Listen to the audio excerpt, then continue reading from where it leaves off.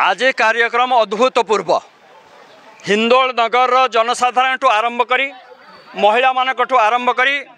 कृषि श्रमिक भाई मानकठू आरंभ करी ड्राइवर एसोसिएशन ठार आरंभ करी सरकारी कर्मचारी अधिकारी ठार आरंभ करी एवं विभिन्न धार्मिक संगठन ठार आरंभ करी एवं विशेषकर जो नुआ पिला नुआ युव भारत युव पिला माने जो भाई आज आग्रह देखते ये अविस्मरणीय देशमातृक आज समर्पित दिनटे आमर सेनानी मान आज गर्व करिवार दिन आज सारा नगर मोटरसाइकेल एवं मोटर गाड़ी रे परिक्रमा करी हजार हजार त्रिरंगा पताका नहींकरी एवं देश गीतर धुन रे पूरा परिक्रमा सारला परे हिंदोल प्यारेड पड़िया जो पराक्रम वार्ता रखागला सेनानी मान द्वारा जनसाधारण मान द्वारा महिला मान द्वारा